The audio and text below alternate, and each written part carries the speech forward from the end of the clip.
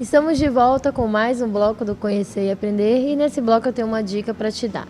Você já curtiu a nossa fanpage? Não? Então não perca tempo. Corre lá, acessa facebook.com/conhecer e aprender. Lá você vai ter acesso a conteúdos educativos, você vai ter acesso aos nossos vídeos dos nossos programas, vai poder também interagir conosco através do nosso inbox na nossa fanpage do Facebook. Então não perca tempo, acesse facebook.com/conhecer e aprender. Bom, e no programa de hoje nós estamos falando sobre leitura. Qual a importância de estimular os nossos jovens a ler?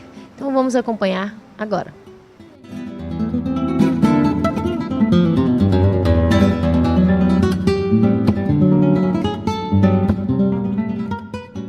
Em sua maioria, os jovens não são muito ligados em leitura, mas a escola pode desenvolver atividades e ferramentas que estimulem esta prática.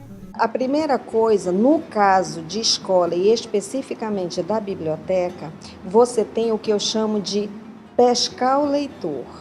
Ou seja, você tem que ter, primeiramente, um acervo diversificado e atrativo para os jovens. Como é que você vai saber, por exemplo, qual o interesse daquele jovem? Você só pode saber se você chegar até ele.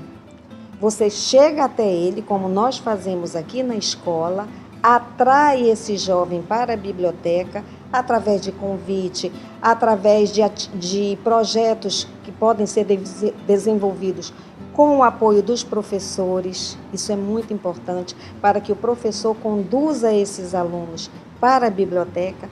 E aqui nós levamos o aluno ao acervo, diretamente ao acervo, mostramos o que nós temos e, mais importante do que isso, é um trabalho de escuta. Ouvir a opinião dos jovens. O que ele busca numa biblioteca, por exemplo? O que você entrou aqui querendo encontrar, mas que você não encontrou? Então, essa escuta é muito importante, porque vai te dar elementos para que você dote o seu acervo justamente com o tipo de conteúdo, o tipo de material que o jovem está interessado em ler. A leitura tem vários benefícios, mas um deles que faz a diferença é o desenvolvimento do senso crítico. No momento em que ele consegue ler bem, entender o que ele está lendo, interpretar, ele também vai ser um indivíduo capaz de pensar sobre o assunto, né? Então ele vai ser capaz de fazer uma leitura própria daquela situação, daquele contexto, ter sua própria opinião, ter autonomia de leitura de mundo. Né? Ele não vai mais ser aquela pessoa que, se todo mundo disser que é de um jeito, ele é desse jeito. Não, peraí, eu vou pensar. Ele vai analisar os contextos, ele vai observar os pontos de vista, né? Ele vai ser um ser que eu digo para eles, um ser não que apenas reproduz, mas um ser que pensa. Então, um ser pensante. Começa com a leitura. É importante que o hábito da leitura seja estabelecido, pois isso irá refletir no futuro acadêmico de cada aluno. Interessante sua pergunta, porque eu vivi experiências na universidade interessantes sobre a questão da leitura. Quando eu entrei na universidade, eu já era professora, mais de crianças até o 5º ano. E a gente já trabalhava muito a leitura. E o que eu vi na universidade me surpreendeu muito, porque o que eu vi, os meus colegas desesperados diante dos livros que os professores passavam. Sabe, se sentindo incapazes de compreender a leitura acadêmica. Porque o que é a leitura acadêmica? São textos científicos. Como é que eu vou chegar a ter condições de ler um texto científico, um livro de 1000 e tantas páginas, só com termos técnicos a partir daquele conteúdo, se eu nunca li? Olha só, a leitura, ela é como um treinamento de um atleta. Então, o atleta, ele começa pouco, na natação, começa em provas pequenas, maratona, ele corre alguns quilômetros, daqui a pouco ele está correndo aquelas maratonas de 4 horas e está bem. Mas ele teve todo um processo de preparação. É a mesma coisa, nós precisamos trabalhar o cérebro com a questão da leitura, né? O cognitivo da gente. Eu não posso pegar um aluno de 8º ano, por exemplo, e colocar na mão dele um livro do Guimarães Rosa. Eu não posso pegar um Machado de Assis e colocar na mão de uma criança de 6º ano e achar que esse menino vai conseguir entender e ler aquele livro. Não vai. Então, ele tem que passar pelo processo de amadurecimento. Na universidade, os alunos não conseguem ler. E aí, o que é que acontece? Aquela triste realidade de trabalhos comprados, que são oferecidos nos jornais. Fazemos sua monografia, preço tal. E eles compram esses trabalhos, né, da internet, porque eles não têm condições de escrever, porque eles sequer conseguem ler as obras acadêmicas com aquele texto científico. Todo esse preparo aqui, ó, é para quando eles chegarem lá na faculdade, estarem preparados para enfrentar um livro complexo, né? Se não houver esse preparo, não tem condições. Eles vão cair nas mãos desses estelionatários, esses criminosos que vendem os trabalhos acadêmicos. Incentivar a leitura é importante, mas é necessário que pais e educadores vejam que ferramentas e quais livros irão usar para que o estímulo tenha resultado positivo.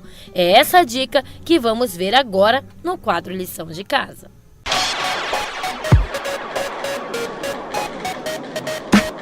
Nós, como pais, né, e professores, a gente precisa pensar.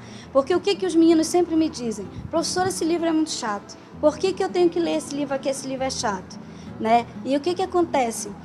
Nós precisamos, nós como pais e professores, repensar a ideia do que nós exigimos que eles leiam. Então, porque ele não gosta de ler? Porque os livros são chatos? E são, muitas vezes. Por quê? Porque são livros, muitas vezes, que não estão adequados à idade deles, ao contexto de vida deles, ao interesse que eles têm. Né? Qualquer um de nós somos obrigados a ler o que não é do nosso interesse, é uma leitura difícil. Entretanto, o que a gente tem que fazer? Mediar, equilibrar. Eles têm sim que ter a liberdade de ler o que eles gostam. Gente, se eles gostam da saga lá dos vampiros, vamos ler com eles, porque eles estão lendo, eles estão aprendendo. Né? Se eles gostam... Agora, é claro que nós, como adultos e educadores, vamos colocar alguns livros na mão dele que eles sozinhos não iriam pegar. Eles não iriam, na prateleira de uma livraria, pegar um livro clássico, um Dom Quixote. Eles não iriam pegar lá um Dom Casmurro, né? Mas eles precisam conhecer essas obras. É aí que nós entramos. Então, nós possibilitamos, oportunizamos a obra clássica. E aí entra a questão da gente trabalhar de forma diferenciada. Não é aquela coisa, lê, senta aqui e responde essa pergunta. Tem que ter essa parte também. Mas, olha, nós podemos trabalhar com construção, releituras. Então, isso acaba se tornando dinâmico e aquilo que era chato passa a ser interessante. É uma outra abordagem da leitura. Então, é preciso que haja equilíbrio.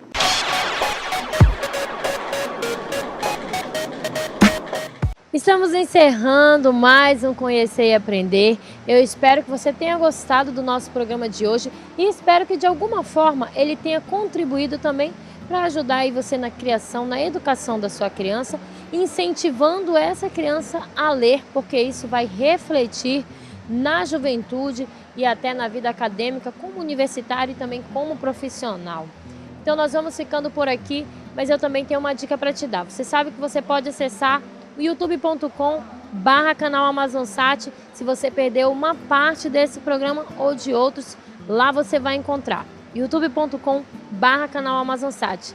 E se você quiser acompanhar toda a nossa programação, é só acessar o maior acervo de vídeos da Amazônia, que é o amazonsat.com.br. Eu vou ficando por aqui, mas na próxima semana eu volto com mais Conhecer e Aprender para você. Tchau, tchau!